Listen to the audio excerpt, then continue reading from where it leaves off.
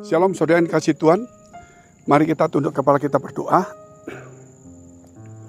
Bapa kami dalam surga, Bapa yang baik, yang kami kenal di dalam nama Tuhan Yesus.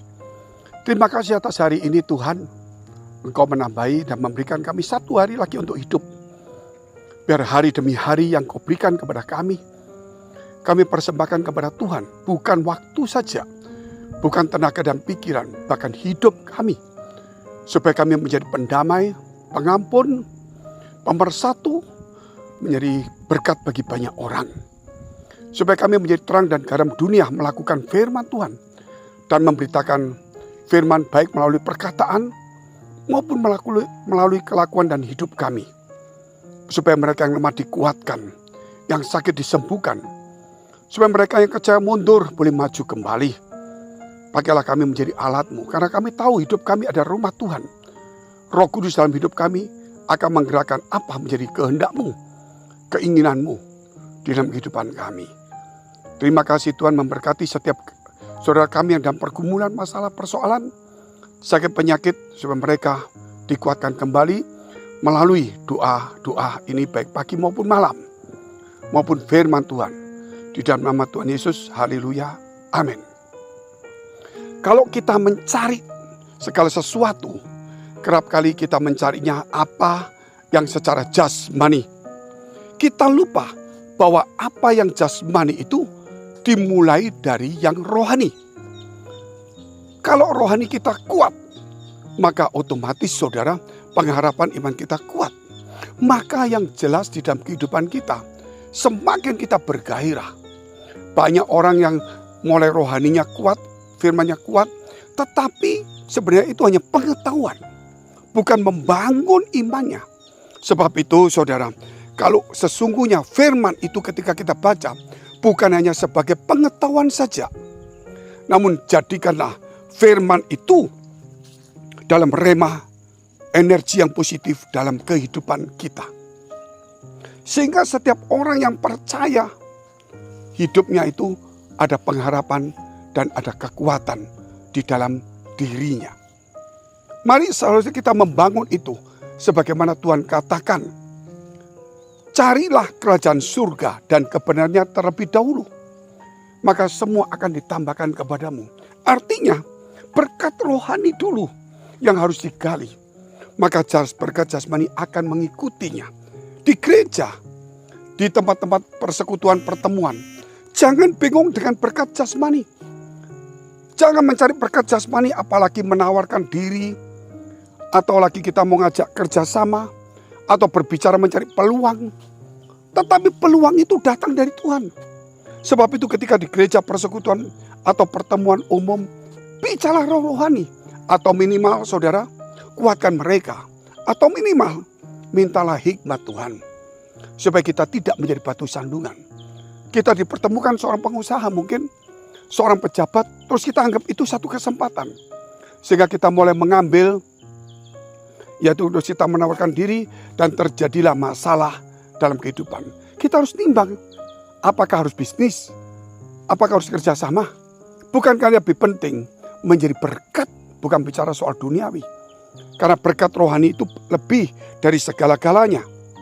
Sebab itu saudara yang dikasihi Tuhan, marilah kita memulai semuanya dengan baik.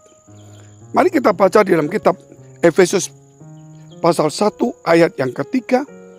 Saya akan bacakan Efesus pasal 1 ayat yang ketiga. Berkata demikian. Terpujilah Allah dan Bapa Tuhan kita Yesus Kristus, yang dalam Kristus telah mengaruniakan kepada kita segala berkat rohani di dalam surga. Sebab di dalam Dia Allah telah memilih kita sebelum dunia dijadikan, supaya kita kudus dan tak bercacat di hadapannya. Jadi kita tahu bahwa ada berkat rohani.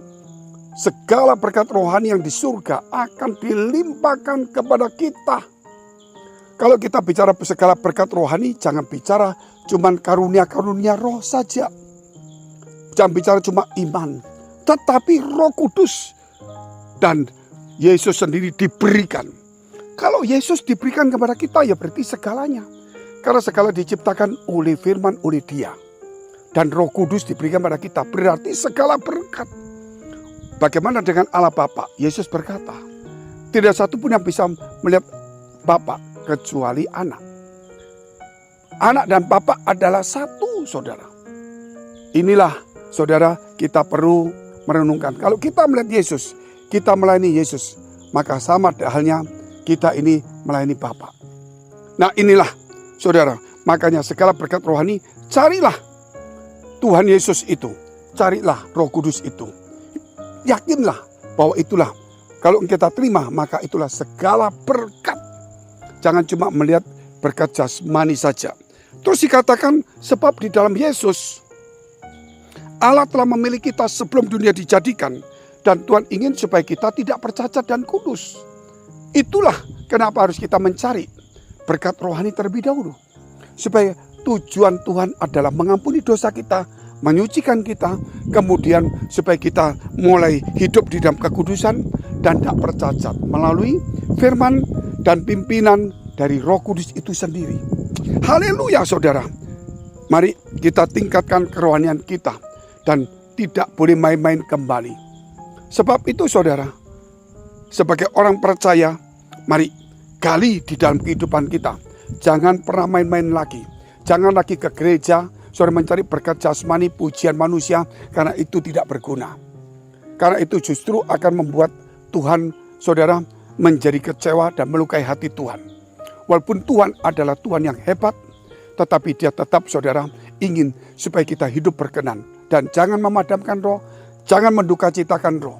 Walaupun Tuhan tidak pernah kecewa, tidak pernah marah, atau saudara sedih, tetapi sebenarnya karena cintanya kepada kita, untuk supaya kita menjadi berkat, tapi kita mendukacitakan. Kenapa? Karena Dia ingin mengangkat kita, namun kita kerap kali tidak mau diangkat. Jadi saudara, dari sini kesimpulan jelas sekali. Mari kita tingkatkan kerohanian kita. Di gereja kita cari Tuhan, maka semua akan ditambahkan. Firman-Nya berkata, carilah Tuhan selama Ia berkenan ditemui. Luar biasa. Kalau di gereja kita cari manusia, kita kecewa. Kalau kita cari jabatan, kita cari pujian, cari mangsa, cari orang-orang kaya, pejabat, atau cari orang yang bisa kita perintah, salah. Kita cari Tuhan. Karena apa? Tuhan akan kirimkan malaikatnya untuk melayani kita, orang-orang yang percaya. Gitu. Jadi saudara, di sini kita melihat pasti ada sesuatu yang hebat di dalam diri kita, yang Tuhan percayakan kepada kita. Bangunlah rohanimu, tidak ada yang lain. Maka jasmani akan ditambahkan kepadamu. Yakinlah, karena itu firman. Sebagaimana Tuhan berkata kepada Ishak Visi, jangan pergi ke Mesir, tapi pergilah ke Gerar. Dan di situ ketika dia ikutin dan dia bekerja, dia menghasilkan 100 kali lipat pada saat mengalami kerugian. Haleluya, puji Tuhan. Mari saudara, kita akan berdoa. Jikalau saudara dalam pergumulan, masalah persoalan tantangan, pekerjaan rumah tangga, kesehatan, karir, studi, perjodohan, dekapkan kedua tanganmu di dadamu. Jikalau engkau punya sakit penyakit, tumpangkan tangan bagian sakit. Percayalah kuasa Tuhan kasih-Nya tetap sama dulu sampai sekarang dan selama-lamanya. Dan nama Yesus tetap nama di atas segala nama. Pilu-pilunya menyembuhkan engkau. Dan oleh imanmu, kamu diselamatkan, disembuhkan. Artinya, sumber mujizat, sumber kuasa, sumber kesembuhan, sumber berkat bukan kepada pendeta, kepada orang lain. Walaupun itu juga menjadi alat Tuhan, tetapi sebenarnya ada di dalam dirimu. Ketika seseorang memegang Yesus, maka dia mengalami sembuh. Tetapi ada orang memegang Yesus tapi tidak sembuh. Hanya perempuan 12 tahun. Karena sumbernya memang Yesus. Tetapi Yesus menghargai iman seseorang. Yesus bekerja melalui iman seseorang. Dan itulah imanmu. Gali mulai sekarang sumber itu dalam dirimu. Mari kita berdoa. Dalam nama Tuhan Yesus, jadilah sembuh, jadilah pulih. Dalam nama Yesus, biar kau diberkati, dipulihkan, dibuka jalan-jalan, diberikan hikmat, kekuatan, biar segala berkat rohani turun padamu, yaitu Roh Kudus, yaitu Yesus Kristus, keselamatan kekal surga, iman, pengharapan, kasih, di dalam nama Yesus, biar kekudusan, kesucian ada padamu, sehingga pikiran kita tetap mencari Tuhan, dan disitulah kita akan mendapatkan berkat jasmani. Di dalam nama Tuhan Yesus, haleluya, amin. Jika saudara masih membutuhkan pelayanan doa dan konseling, silakan hubungi nomor tertera di bawah ini. Tuhan Yesus memberkati.